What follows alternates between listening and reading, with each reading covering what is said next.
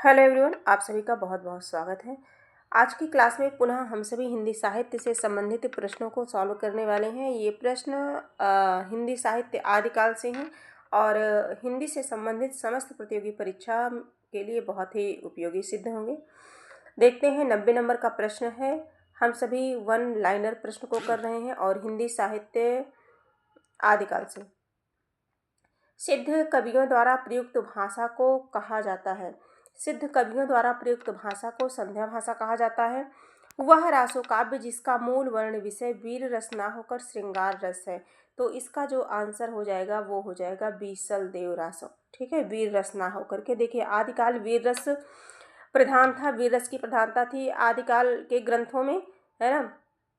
और बीसल देव जो रासो है ये जो है श्रृंगार रस प्रधान है। आगे देखेंगे, आलाखंड का दूसरा नाम है। आलाखंड जो रचना है ये किसकी है? आलाखंड जगनिक की रचना है। और आलाखंड का दूसरा नाम क्या है? परमाल रासो। ठीक है, जगनिक की रचना है। आगे देखेंगे हम सभी, चंद्र शर्मा गुलेरी ने पुरानी हिंदी का प्रथम कवि स्वीकार किया है। पंडित चंद्र शर्मा गुलेरी ने पुरानी हिंदी का प्रथम कवि, पुरानी हिंदी की बात जहाँ आती है वहाँ गुलेरी जी आ जाते हैं। और प्रथम कवि किसको स्वीकार किया है? तो राजा मुंज को स्वीकार किया है। आदिकाल में किन ग्रंथों की प्रधानता रही? तो रासो ग्रंथ की प्रधानता रही। विद्यापति ने कुल कितने ग्रंथों की रचना की? तो 16 ग्रंथों की रचना की और मैथिली भाषा में भी रचना की। इन्हें जयदेव के उपाधि से भी जो है संबोधित किया गया है। मैथिल कोकिल के नाम से भी जो है संबोधित किया गया है। ठीक है, आगे हम सभी देखेंगे, मैथिली बोली के लोकप्रिय कवि हैं। अब देखिए, मैथिली बोली के लोकप्रिय कवि विद्यापति को ही माना जाता है। और जो दोहा कोश रचना है वो सरहपा की है। किसकी है? सरहपा की है। दोहा कोश रचना सरहपा की है। सरहपा का संबंध अगर पूछा जाए किससे है तो ये सिद्ध साहित्य से है। सरहपा का संबंध किससे है? सिद्ध साहित्य से है।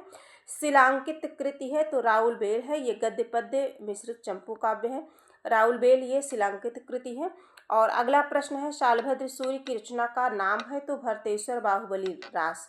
ये जो रचना है ये शालिभद्र सूर्य की रचना है। और अपभ्रंश भाषा का अगर मुख्य छंद की बात की जाए क्या था? तो दोहा छंद था। क्या था? अपभ्रंश भाषा का मुख्य छंद दोहा।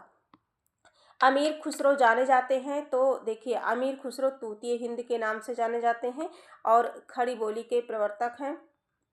खड़ी बोली के लिए भी अमीर खुसरो जाने जाते हैं। दो सुखने, पहेलियाँ, मुकरियाँ, गजल, ये सारी रचनाएं हैं अमीर खुसरो की जो बार बार परीक्षा में पूछी जाती हैं। आगे, उपदेश रसायन के रचयिता हैं। उपदेश रसायन के रचयिता है तो जिनदत्त सूर्य हैं। कुमारपाल प्रतिबोध के रचनाकार है। कुमारपाल प्रतिबोध के रचनाकार सोम प्रभु सूर्य की रचना है। सोम प्रभु सूर्य हैं। ठीक है, इनकी रचना है कुमारपाल प्रतिबोध। ये सारी रचनाएं, जितने भी रचनाएं मैंने लिया है ये सभी बहुत इम्पॉर्टेंट है। जितना प्रश्न है ये अपने आप में बहुत इम्पॉर्टेंट प्रश्न है। अगर आप हिंदी साहित्य की तैयारी कर रहे होंगे, हिंदी सब्जेक्ट साहित्य वाला पार्ट अगर पढ़ रहे होंगे तो आपको समझ आ रहा होगा।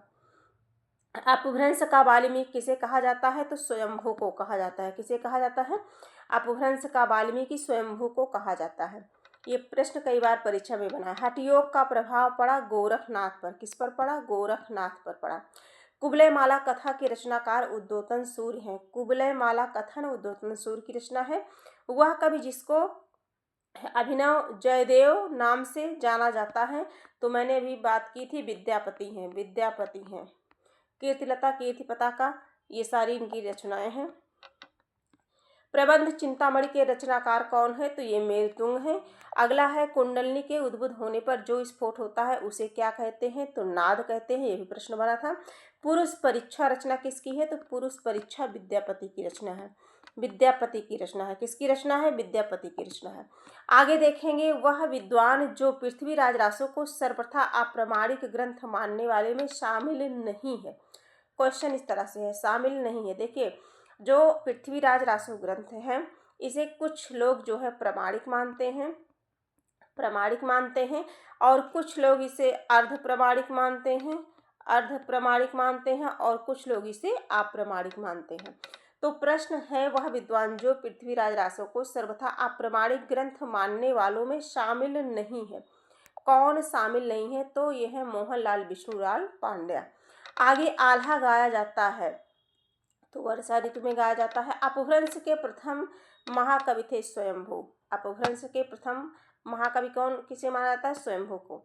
अगला प्रश्न है कौल ज्ञान निर्णय के रचनाकार हैं? तो मत्स्येंद्र नाथ। अगला है आदिकालीन साहित्य में वीर रस की रचनाओं में प्रयोग किया जाता था तो किस भाषा का? डिंगल भाषा का प्रयोग किया जाता था।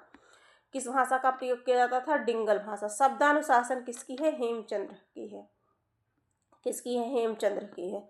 18 नंबर का प्रश्न देखेंगे। आचार्य हजारी प्रसाद द्विवेदी के अनुसार 14वीं 15वीं शताब्दी के हिंदुओं, मुसलमानों, सामंतों, शहरों, सेना के सिपाहियों और लड़ाइयों का जीवंत और यथार्थ किस ग्रंथ में मिलता है? तो कीर्तिलता में मिलता है। और कीर्तिलता किसकी रचना है? विद्यापति की है। किसकी रचना है? विद्यापति की है। आगे बढ़ते हैं। खलिक बारी रचना है तो मैंने बताया खलिक बारी दो सुखने गजल अमीर खुसरो की रचना है। मुकरियाँ और राउल बेल रचना रोड़ा कवि की रचना है। राउल बेल। आगे देखेंगे। वह ग्रंथ जिसमें कलचुग राजवंश के किसी सामंत की 7 नायिकाओं का नक्शी वर्णन है तो कुबलयमाला कथा में है। तो इस तरह से हम लोगों ने 90 से लेकर के 125 तक क्वेश्चन को किया और ये सभी मोस्ट इम्पॉर्टेंट क्वेश्चन हैं। ये सारे क्वेश्चन तो बिल्कुल रटे होने चाहिए, है ना, इतने ज़्यादा इम्पॉर्टेंट हैं। तो आज के लिए इतना ही। और मैं बताना चाहूँगी कि जो हमारी अगली क्लास होगी हम सभी पढ़ेंगे भक्तिकाल। भक्तिकाल से 1 लाइनर क्वेश्चन को देखेंगे। ठीक है, तो आज के लिए इतना ही। हम फिर मिलेंगे, तब तक के लिए धन्यवाद।